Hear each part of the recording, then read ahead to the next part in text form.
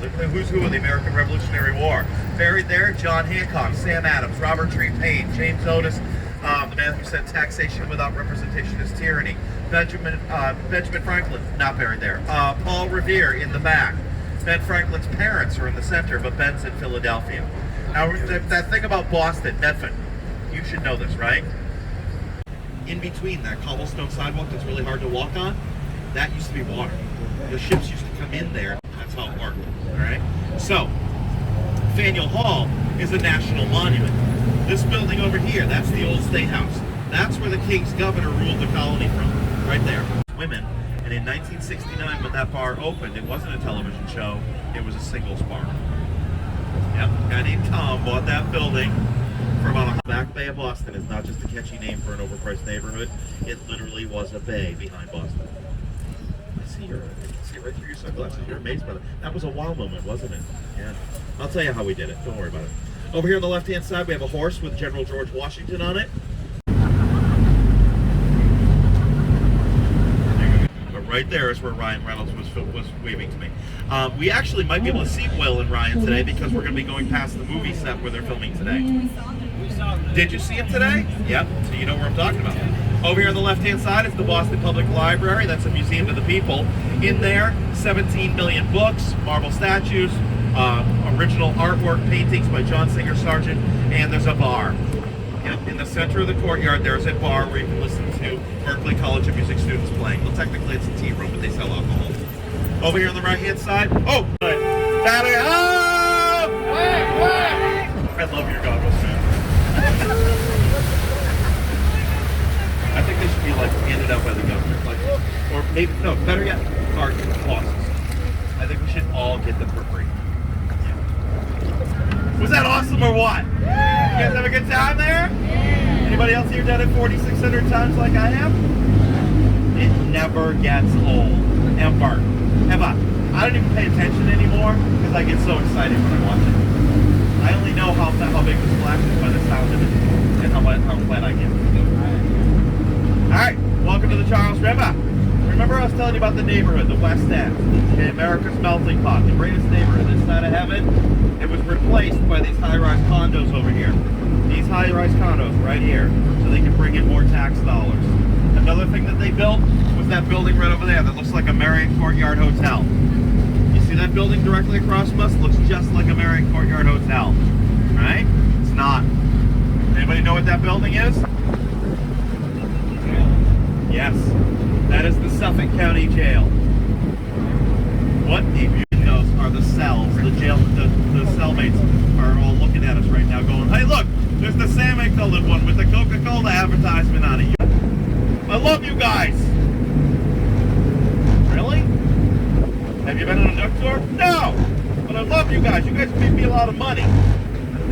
Really, how'd we do that? I used to spend time at the Nash. Yeah, me and my buddies used to bet on which duck was coming in to the river. You guys paid me a lot of money. I said, well, if it was me, I would look at it and say, oh, next time you're there, just remember the colors change every 2 years, every 2 hours. Every 2 hours it's going to be the same color coming out.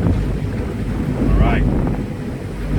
That building right there is the Suffolk County Jail. And if you look at that building from any angle, it looks absolutely nothing like a jail. And that was intentional. The reason why that building looks like a Marriott Courtyard is because those people in those rich condos up there, they took the city to court. They said, no, you're not going to build a jail in my neighborhood. And the agreement was that you build a jail as long as it looked absolutely nothing like a jail. That building has won numerous awards for architectural design, right down to the windows. If you look in those reflective windows with the bright light, I've never been there myself, but I might know somebody who's that. Yep, Bill right here is a hired deckhand. He's very well trained, and he's going to soon think out the hours he's going to be going in. He's a captain as well. I would assume. Right? Want to do that? No?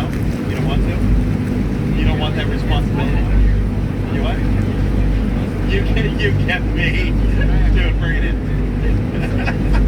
He's like, no, I'm not going to be a captain. I got you. What do I need to do that for?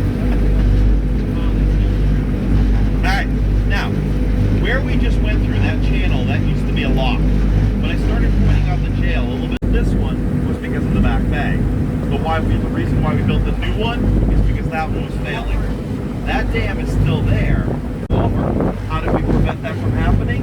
We went shopping up in the state of Maine, and we bought 1.5 million 30-foot Maine pine trees. We brought them down here, and underneath the back bay of Boston, there's a hidden forest of 1.5 million trees. They pounded those trees down into that man-made soil, all the way down to the original bedrock, and then they built the buildings on top of it. Underneath the Trinity Church, there are 4,502 30-foot Maine pine trees holding that building up. Underneath the Arlington Street Church, 999. All told, 1.5 million of them.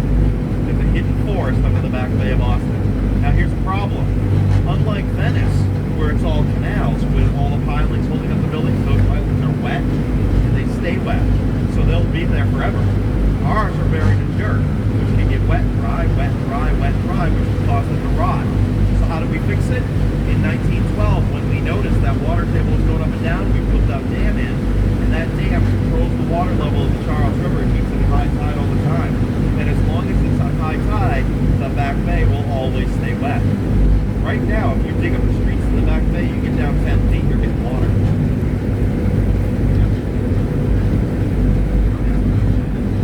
Maybe it's not so much anymore. I think it's really cool. Think about this. 40 years from now, the ducktour is going to be 75% water. Actually, we won't be out of business because everybody else is going to be water. All right, over here on the right-hand side is MIT. That's where that MIT BTI moved to back here in 1917. That's the moved to right over there. Now, directly behind me and all the way down, you see the Citgo sign over there? That Citgo sign, the white square with the red triangle on it, that is 1.5 miles away. That sign is huge. It is 60 feet tall and 16 feet wide. Not 16, 60. Okay? Same size as a 6-story building. It's 1.5 miles away. But it's right next door to Fenway Park, the oldest professional baseball park anywhere in North America. Actually, technically anywhere in the world. Coming up here on the right-hand side, directly in front of us, on the right, is a very pointy steeple. That pointy steeple is right near Boston Common.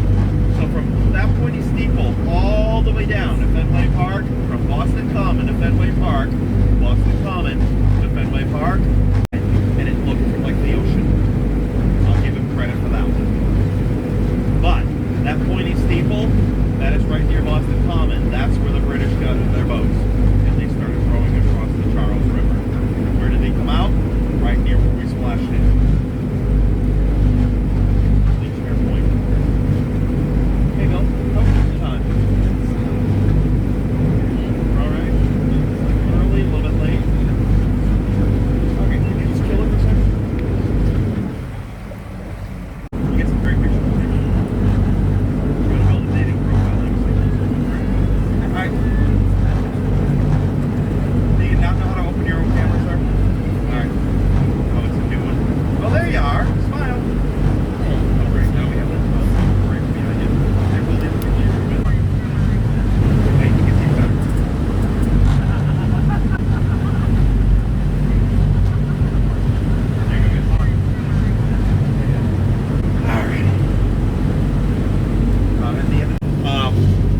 So what we did was, when we look at this guy right here, tally ho! Oh, be cool, that's so fun.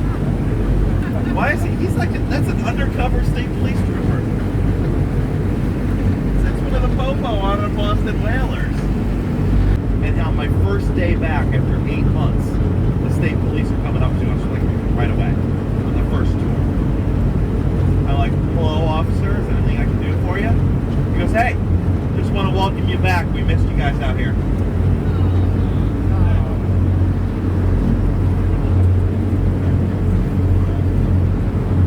You want to honk? Go ahead, do it, man. Yeah. He's like, oh, you're legally responsible? I'm not going to honk anymore. Yep. What are you talking about? The train? What about it? Let her know where it goes. Oh, yeah. You know why it's purple? That's the commuter rail. At the end, here at the T, we have the orange line, the blue